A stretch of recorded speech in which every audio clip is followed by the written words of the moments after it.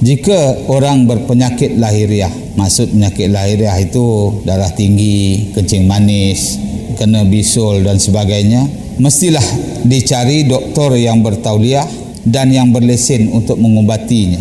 Jika yang merawat pesakit itu bukan doktor, saya yakin hampir seluruh negara, marah seluruh dunia akan bertindak menghukum kerana boleh membahayakan nyawa manusia. Sebab itu, kalau ada yang merawat penyakit-penyakit lahiriah kita yang kita sakit gigi pun, kalau kita pergi pada doktor gigi yang tak bertauliah ataupun disebut doktor palsu, sekalipun caranya betul, ya, cara dia merawat gigi itu betul, tapi dia bukan belajar betul-betul. Mungkin dia belajar melalui YouTube ke, ya, sumber-sumber yang lain, dia pun cuba buat, boleh pula.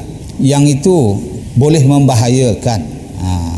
Jadi lebih-lebih lagi untuk merawat penyakit batin yang jauh lebih rumit, mestilah dicari orang yang berkelayakan, yang tahu dan faham penyakit dan cara rawatannya.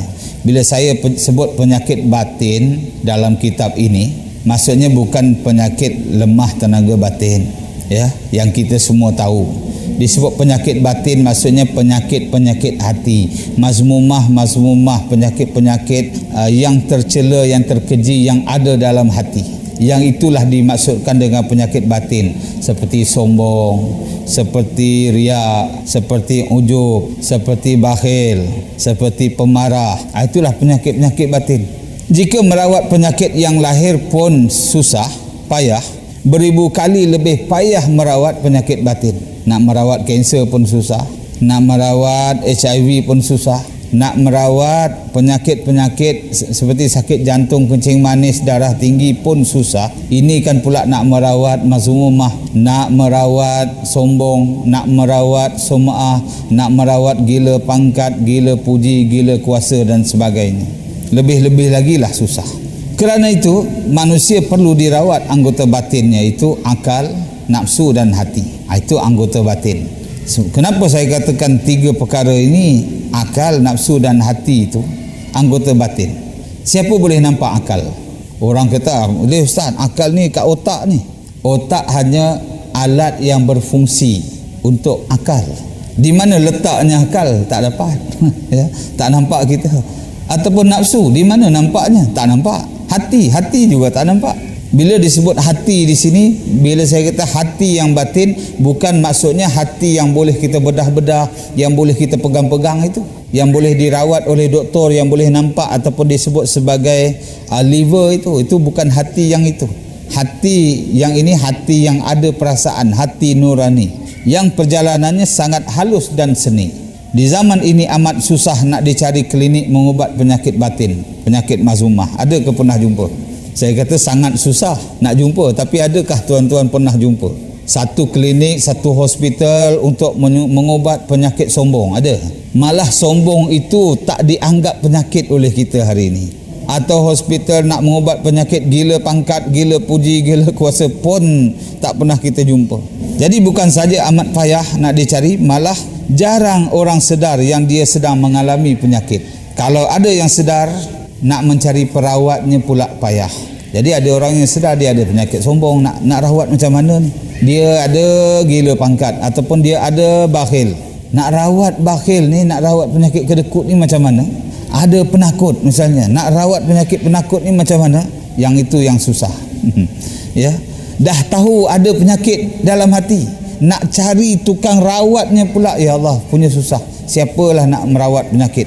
Jadi untuk mendidik manusia ini, bila sebut mendidik, maknanya mendidik tiga unsur yang saya sebut tadi, mendidik akal, mendidik nafsu dan mendidik hatinya, mendidik jiwanya.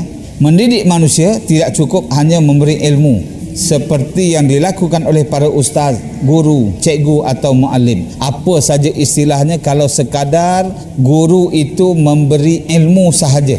Memberi ilmu maksudnya mengajar, bukan mendidik. Mendidik ini jauh daripada mengajar. Mengajar dah tentu kena bagi ilmu. Mendidik juga mesti ada ilmu, tapi mesti ada latihannya, mesti ada tarbiyahnya. Manusia perlukan murabi atau rabbani. Ya, murabi juga disebut sebagai rabbani. Kerana kejahatan manusia itu terlalu seni dan unik sekali. Sangat sukar dikesan.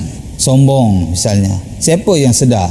Kadang-kadang orang yang sedang mensyarahkan sombong itu, oh sombong itu sifatnya begini, dia pun ada sombong. Macam saya hari inilah, ya. Saya tengah syarah, tengah cerita penyakit-penyakit batin, penyakit sombong. Jangan ada lagi sombong. Pasal apa? Ya, antara yang kita kena faham. Contoh, kita ambil contoh sombong lah. Seorang itu dikira selagi dia rasa dia lebih baik daripada orang lain, malah setengah ulama mengkategorikan sombong itu kalau dia rasa dia lebih mulia daripada anjing, itu sombong. Cuba lihat anjing. Kalau kita terjumpa anjing, kita rasa anjing tu hina ke? Kalau kita rasa anjing tu hina, kita mulia, maknanya adalah sombong dalam hati. Itulah yang susah tu, ya. Jadi sebab itu kita perlukan murabbi, perlukan satu guru yang boleh menyuluh penyakit-penyakit hati yang kita panggil murabbi itu tadi. Murabbi atau rabbani, beberapa sifat yang perlu ada padanya, iaitu mesti berilmu. Kenalah dia tu ada ilmu, tak boleh orang jahil. Dia kenalah orang alim, ya. Kemudian dia juga beramal. Kalau sekadar berilmu saja tak beramal, ilmunya sangat tinggi, segala kitab dia boleh baca, apa saja bahasa dia boleh hurai, punya hebat, apa saja ayat Al-Quran, sebut saja surah apa, ayat berapa boleh dihurai, cukup alim, tapi dia tak beramal dengan ilmunya. Kadang-kadang semayang cuai, semayang juga tapi lambat, kedekut misalnya, tak beramal dengan ilmu. Yang itu bukan murabbi. Jadi murabbi itu mesti berilmu, kemudian mesti beramal, mesti berakhlak mulia. Akhlaknya juga mulia, dapat kita lihat, nampak kemuliaan akhlaknya. Dia menghayati syariat. Bila sebut menghayati syariat, yang wajib dan yang sunat dia buat, yang haram dan yang makruh dia tinggalkan, yang harus juga dijaga sungguh-sungguh, dijadikan ibadah. Maksudnya menghayati syariat. Kalau kita tengok syariat yang sunat-sunat pun dia tak buat, itu bukan murabbi, ya. Maknanya murabbi itu semua yang wajib, yang sunat, yang makruh dapat dia tinggalkan, yang haram dia tinggal. Maknanya dia mengamalkan syariat itu. Kemudian dia itu boleh mendidik manusia serta boleh dicontohi. Itu yang paling penting. Kalau dia sekadar ada ilmu, sekadar beramal, berakhlak mulia, tapi nak dicontohi tak boleh, dia bergagal nak menunjukkan contoh, itu bukan murabbi. Jadi saya ulang lagi, murabbi itu sifat-sifatnya mesti berilmu, mesti beramal, mesti berakhlak mulia, mesti dia itu menghayati syariat, boleh mendidik manusia serta boleh dicontohi. Kemudian murabbi itu hubungan dengan murid sampai mati. Hubungan murabbi dengan murid seperti anak dengan ibu bapa, bahkan lebih daripada itu, dan tidak ada putusnya. Setengah orang cakap, ini bekas guru saya, mantan guru saya.